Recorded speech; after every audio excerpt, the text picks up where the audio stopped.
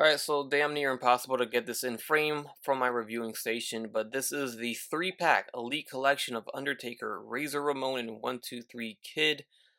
This is the one with the Raw backdrop. Pretty cool 3-pack. This was sent to me by my brother once again, so I'm going to review it because he has been bugging me to make a video on it. So here it is. Here's the backside of it, showing actual images of the 3 wrestlers right there. I know we have some nice glares on the corners, but sorry for that. On the bottom, we do have a read up there that you guys can go ahead and pause the video and read it if you wish. All right, so here we have the 3 of them out of the box, and I got the Raw logo in the background.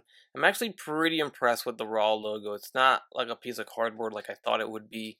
It's actually plastic. It's actually there's little rubber stops on the back to hold it up too. So quality wise, pretty impressed. There's a lot more than I expected, and there's even some sculpted texturing on the actual letters themselves. If you know, you guys can probably see that already. So it's pretty neat. I must say, it's pretty neat. So what actually surprises me the most is the price on this 3-pack. It's actually a pretty damn good deal if you ask me.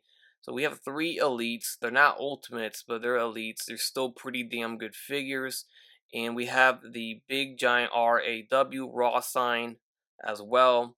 And it retails for $64.99. That brings everything down to $21-ish, 21 and some change per figure, including the Raw sign in the background too. So the Undertaker comes with an alternate set of hands. It's the grabby hands. You can see they're gray because they're gloved. Now, you can also see that these are just regular hands painted gray to make it seem like he's wearing gloves, because you can see the nails and you can see the veins popping out of it, and if you're wearing gloves you're not going to see that. So it's just a reused hand, which it's fine, whatever. As for Razor Ramon, we have open hands, a set of open hands here. We also do get a set of grabbing hands here. Everyone has a set of grabbing hands. And 123 Kid comes with a set of fist, because the grabby hands are already on the figure right now out of the box. Now we also do get a bunch of money as well.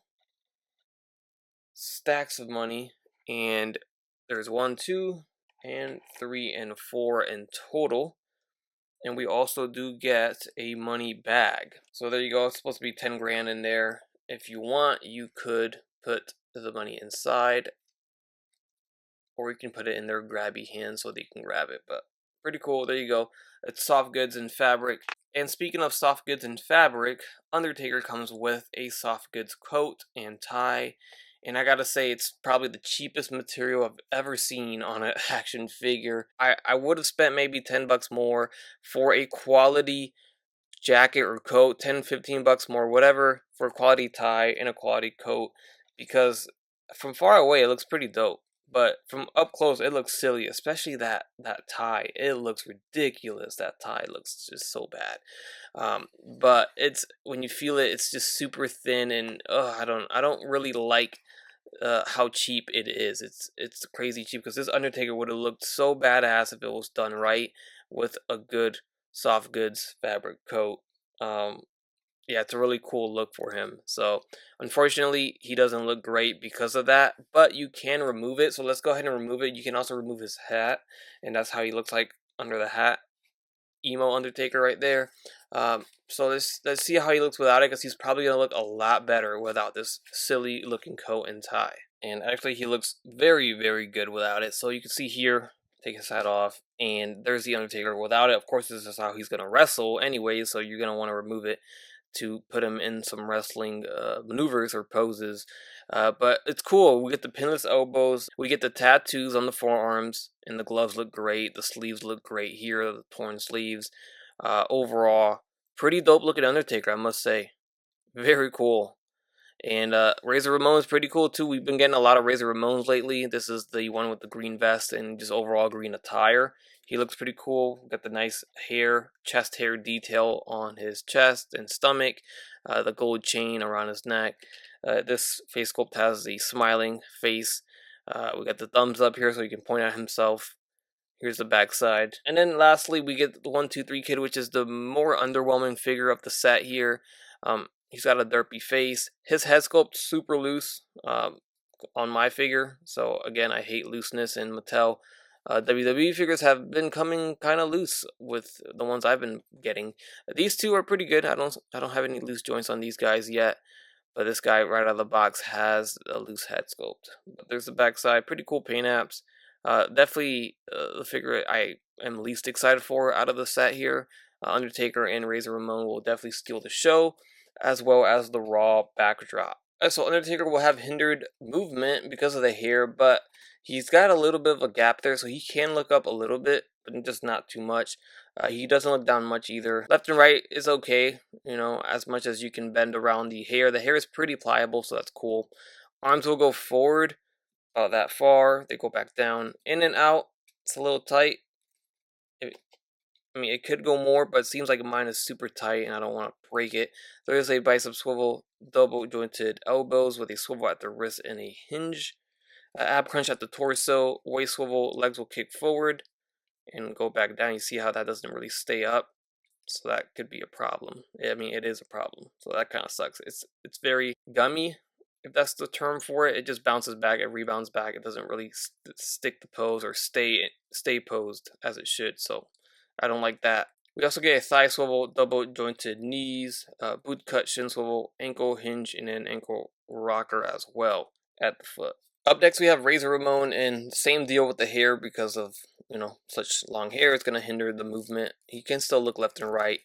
Up and down is very limited. Arms are going to go all the way around.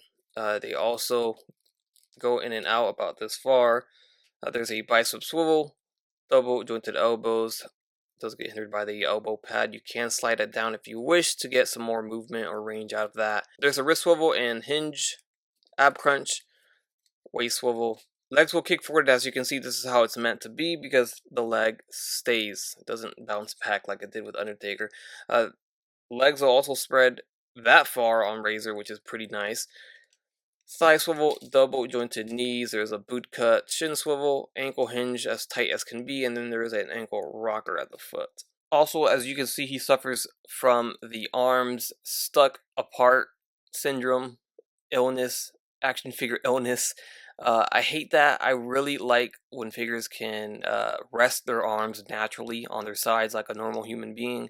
I know it's a figure, but it can be done. I mean, it can be done. It's 2023, and we've figured out how to get it done. So I wish they could get it done. You could force it, but then it just bounces back. So, and this arm more so than this one here. You can see how this one rests a little bit better than that one. So, yeah. Alright, and lastly, we have 123 Kid. Honestly, for the interest of time here, not really going to run through this one. He's got the same points of articulation as these other two. His leg does stay up, unlike Undertaker. His legs spread apart this far. And that's about it. Everything else is about the same. Head, very limited, of course, as they're all suffering from. Left and right is no issue. But overall, you know, he suffers from the arms spread apart illness, action figure illness again, just like Razor does.